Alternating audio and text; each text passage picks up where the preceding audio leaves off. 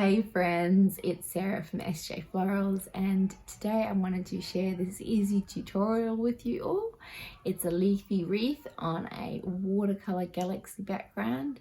I thought it'd be a fun tutorial to do because it combines a bit of color mixing, a bit of painting, and a little bit of drawing. So before we get into the painting, I'll share how I created this Payne's grey using the Archer Olive primary palette. As you can see here, the first thing I do is add water to the paints to activate them. And before I forget, links to all the materials I'm using will be included down below. So the colours I'll be using to make the Payne's grey are chromium oxide green, ultramarine blue, and lamp black. You can see in a moment that I'm about to mix almost equal parts of the blue and the green, and just a little bit of the black. During the tutorial you'll see I mix the Payne's grey up a few times, and you can see that there's a lot of trial and error that goes on. So if you feel like the Payne's grey is a bit too blue or a bit too green for your liking, just add a bit of the other colour or a bit more black to it. Now I'm about to start adding the colour to the paper.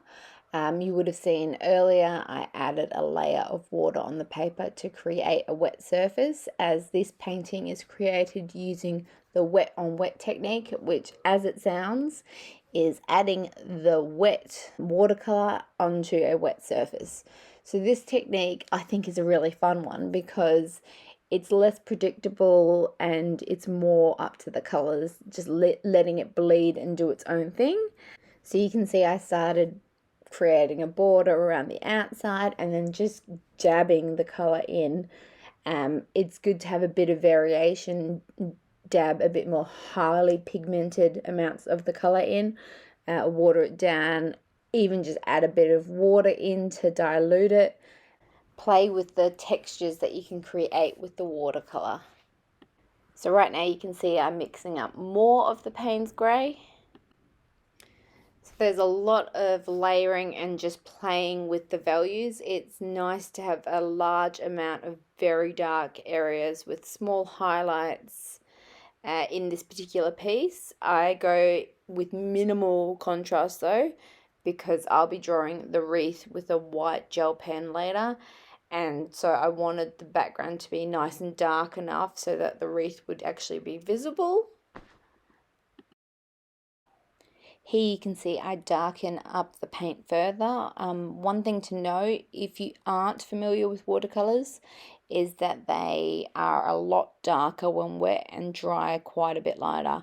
You'll see this in a moment when I start the drawing portion. So now I'm going to use an Archer Olive white gel pen to create the leafy wreath. First I use a circular object to draw a guide for the base of the wreath. You can use a compass, a circle maker, or literally anything circular that will work for you. As you can see here, I've used a random spool of ribbon. Once you have the base down, start drawing your leaves. I find making your leaves face in one direction is the easiest way to make it look right, for lack of a better word. I however like to vary the angles and sizes slightly so that it just gives it a little bit more interest, rather than having all the leaves exactly the same size, exactly the same spacing. And now, as we get towards the end of this tutorial, I want to ask you guys, what other videos or tutorials would you like to see from me? Would you like to see more painting, more drawing, maybe step-by-step floral tutorials? Anything at all, just let me know. So now that the wreath is finished, I decided to add a few little sparkles just to make it a little bit more interesting. So basically little diamonds and little crosses and some little spots just randomly around the wreath.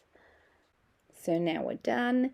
If you enjoyed it, give it a thumbs up, leave a comment to let me know what your thoughts are, and if you'd like to see more from me, consider hitting subscribe. Thanks guys, bye!